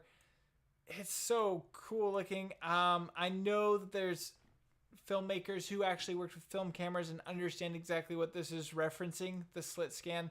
Unfortunately, I skipped that era of time, but yeah, slit scan is super cool, and slit tunnel is the same thing, just for a tunnel effect, so we can change our perspective here, and look how wild this looks. And then if you just keep playing forward, it's moving it, right? So if you change your perspective amount, you can just get some wild effects with these two. Very fun. Texture screen. Okay, texture screen I've tried to understand, but unfortunately I don't get it. If you need texture screen, you're going to know it if you are a person that understands texture screen. But you do have a drop zone, so I could apply this drop zone with the clouds. And it's just applying a texture onto this black and white image. And I don't know why you would want that, but you do have it. If you know that you need it, there it is. There's texture screen. Alrighty, and then wavy screen. This just gives you kind of a comic booky look, black and white newspaper maybe. You can change your amplitude, wavelength, all of that jazz, and your scale, and just get different looks. So again, cool background effect if you want like a newspaper or something. There it is. Woo! We are moving into tiling. Holy moly, I did not realize how long this is going to take. All right, so offset. Offset is very cool for creating looping content. If you need something to consistently pan across the screen, just apply offset, and I'll drag up the horizontal offset. And so now you can see how my Final Cut logo is just consistently moving across the screen for infinity. So that is offset. Very cool. You can do it vertically, all that jazz. Parallelogram tile. This is where things get a little crazy. So I've just applied this on. We can create many different backgrounds, animating around, finding different colors. Just super wild. You can change your tile size and then drag that up. So yeah, that's parallelogram tile. Just a bizarre effect that looks really cool. You can change your angles on it. So there you go. That's that filter. Great way to get backgrounds though. I must really like backgrounds. Perspective tile. So this one's cool. It's got these on-screen controls, and you can see how we've kind of set it up. So Final Cut Pro is going off into infinity. We could stretch this out so it's a little bit larger. Just a really cool, bizarre effect. If you had a logo that you wanted to go on for forever, text that you want to go on for forever, that's the perspective tile. And moving further down is random tile. Now this one is, it's kind of like having a bug eye or something. It's so cool. I haven't found the right use for it. My first thought when I saw this though was this would be a great way to infinitely, say you have a grass texture that you need to have it extended out. This would be a great way to expand that because you could apply this and you'll see how it's just kind of fading into itself constantly. So now that texture can be expanded out because it keeps repeating in on itself, and it's hopefully covering up the tile work that you see in a texture. So it'll make a seamless texture, I guess is the word I'm going for there. But yeah, that's random tile. I don't know how often you'll use it, but I mean, look how cool this looks. It's just wild. So that's random tile. Tile Plus just takes a few extra features that the tile feature in Final Cut Pro has. You can set your skews, your scales, all that if you need a tiled backdrop. And then you can set your center, and you can just keep animating your center. So now I've just got this moving on for forever. So that is tile. Pretty cool. Fun little plug-in there. Triangle tile is another one of those really cool, bizarre ones that, let's see if I can find a better point. So as you can see, it's created these triangles, and it's great for backgrounds, motion graphics, all that stuff. You can move your center around to get different looks. So pretty wild, all the stuff you can do with it, and you can set your angles to spin around and stuff. So very, very interesting triangle tile there. Okay, these next ones have to do with actual video, so maybe I should bring that in. Is the volume super low?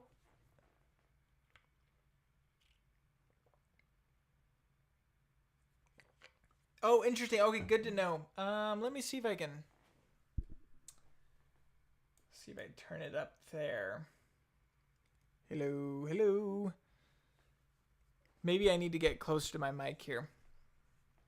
Okay, so the next ones do have to do with video in most circumstances. But one I can actually show them all. We'll go ahead and apply an Oscillate filter here. which is in this collection, and we'll drag up our amplitude and speed. So we've got a nice little animation here. Okay, so if I go back to, holy moly, man, this is a lot. So we go back into time. So echo is super cool. It creates repeating versions of whatever you apply it to. It's kind of a motion blur-esque filter, but you can see how it's echoing out my video there. So we can set the number of delay, or how much of a delay it has, the number, which that's going to tank your performance if you bring that number up too much. Your decay, how long you want, essentially how long you want each of these echoed versions to last. So you can play around with that effect, and this works on just regular video. So if somebody's kind of dizzy and disoriented, you can apply this echo filter. Looks really, really cool.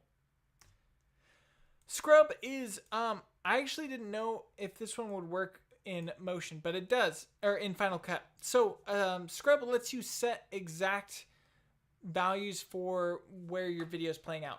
Let me think. So it's kind of like speed ramping, but it's with a slider.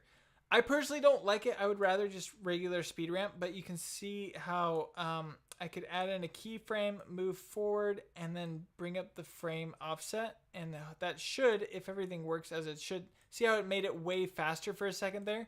So that's the scrub filter. You're scrubbing forward or backward in time.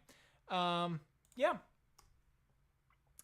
Strobe. I use strobe so much. So if you've ever wanted that stop motion look from something like Box or whatever, strobe is your best friend. It's also called posterized time in After Effects. So I'm going to set the strobe rate to something like 8. And if you push play, it should, in theory, make it look like stop motion. Very powerful. You can set the exact frame rate.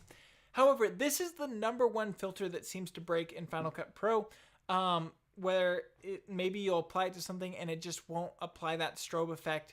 You might need to render it with Control R. So you'll select it and push Control R for it to show up properly in Final Cut. That's just the #1 effect that just, for some reason, isn't always consistent. It is working, but you need to pre-render it before you actually see the result. So luckily in this instance, it worked great. Strobe wide time, and I think wide time is kind of like the echo effect, but maybe to a further degree. And again, it looks very motion blurry to me, which is cool. It's stretching out the time. I think it's just very similar to the echo effect, but it has more samples going on. So yeah, you have wide time as well. And finally, filter number 104 on this list is de-interlace. And essentially, that just helps you to take interlaced video and turn it, or yeah, to make it progressive. So I don't actually have any interlaced footage, so I can't show it to you, but you would take this and apply it and it would do its thing. And I don't know, that's something that people who really understand what they're doing know what they're doing. So, oh my goodness, that was a lot. I'm going to change over to the face cam. Actually, let me try this. Can I do Q&A? Yeah, it is. Cool. I can see all the comments here and have it all on screen. But yeah, that is a look at my most massive plugin ever. It's just taking the powerful tools from Motion and publishing them to Final Cut Pro. So you can absolutely 100% do this yourself if you want to. If you want to go into each of those tools, you can publish it to Final Cut Pro. You do not need this plugin. But if you want to save yourself a whole bunch of time doing that, then this is the plugin for you. And also, this morning I dropped a free plugin that is just it's a smaller component of this. So it takes the animation tools and gives it to you for free. So if you want to check that out as well, that is the newest video on the channel. Man, Ben, thank you so much for sticking around and looking at these these comments. You are a legend. I owe you. But let me see if I can answer some of these questions here. Hey, Branson, I'm so glad you like the Zoom plugin. That's my #1 used plugin personally. Like, I use that plugin so much. So I was really glad to be able to give it off to everybody else. Rogerio? This parallel thing. Oh, that's a good idea to hide some rolling bars. That's a good idea. You could try that. And then volume was low. Loud and clear in Scotland, so that's great. Hey, I'm glad we got the volume up. A second version of Saber, but with smoke. That is a great idea, and I might be able to play around with that. Version 2.0. We'll take a look at that. That's a great idea, Xbot. And Ben, once again, coming in hot with the help in the chat. Thank you so much, Ben. I appreciate that. You are a absolute legend. So, oh my gosh, that was such a fun stream. It was a long one. I've been going for many hours here. 2 hours now. So my voice is shot, but hopefully this plugin is helpful to you in some way.